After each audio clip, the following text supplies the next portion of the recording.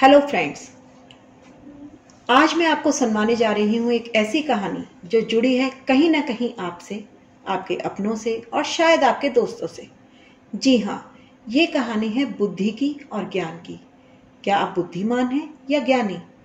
अब ये तो इस कहानी के बाद ही पता चलेगा, क्योंकि इस कहानी के बाद मैं पूछूंगी आपसे एक सवाल, और अगर आपने दे दिया उस सवाल का सही जवाब तो आपको मिलेगा अपनी कुंडली से जुड़े किसी भी एक अहम सवाल का जवाब पाने का मौका। जी हाँ, वो सवाल कुछ भी हो सकता है। क्या आपको मिल पाएगा अपने करियर में वो मुकाम जो आप पाना चाहते हैं, या क्या आपको मिल पाएगा अपना प्यार? क्या आपका विदेश जाने का सपना हो पाएगा पूरा? अनगिनत सवाल, लेकिन उनका जवाब किसके पास है? आपको मिल सकता है इन सवालों का जवाब। जी हाँ, वो भी उनसे जो कि है world famous PhD scholar, astro consultant doctor Vinay Bajrangi. नमस्कार। कितना ज्ञान है आपके पास? क्या वो ज्ञान आपकी बुद्धि सही प्रकार से परिष्कृत कर पाती है कि नहीं, ये देखने की बात है। ज्ञान के कारक बृहस्पति होते हैं और बुद्धि का कारक बुध। एक बिना पढ़ी किताब बुध होती है और किताब पढ़ने के बाद वही किताब बृहस्पति में बदल जाती है। कुंडली में इन ग्रहों का संतुलन में होना बहुत जरूरी होता है, अन्यथा परिणाम कुछ इस तरीके से हो जाता है। जरा सुनिएगा। एक बार एक राजा शिकार खेलते हुए बहुत घने जंगल में चले गए और उनके सहयोगी पीछे छूट गए। रात घिर आई और राजा को कोई रास्ता सुझाई न दिया तो वह एक आश्रय तलाशने लगे।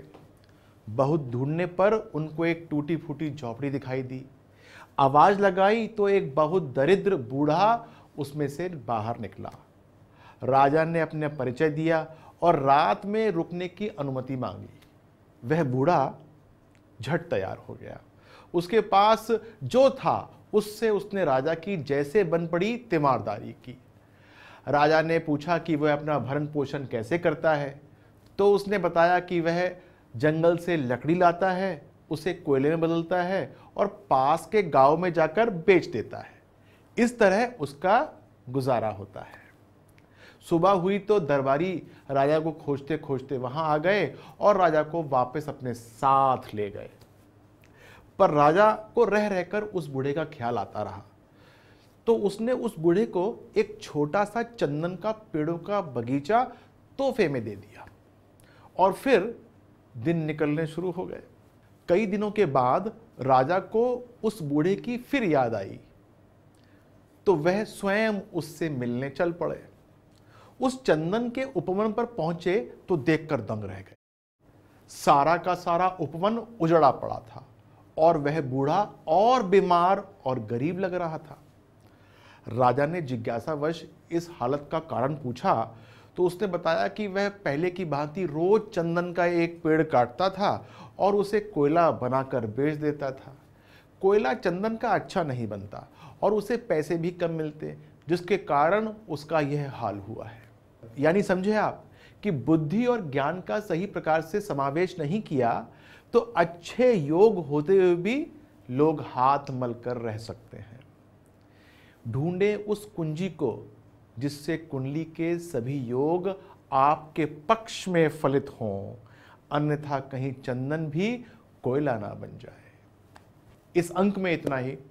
अगले अंक में एक नवीन कथा के साथ आपके समक्ष उपस्थित होऊंगा। तब तक अपना ख्याल रखिएगा। नमस्कार। तो सुनिए आपने ये कहानी। जी हाँ, कहानी बुद्धि और ज्ञान की। अब है समय प्रश्न का।